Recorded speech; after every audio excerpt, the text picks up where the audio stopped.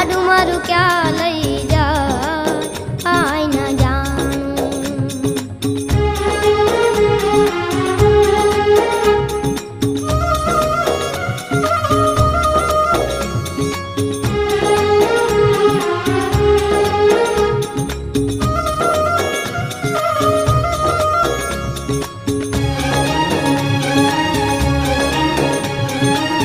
સુખ ને દુઃખ ના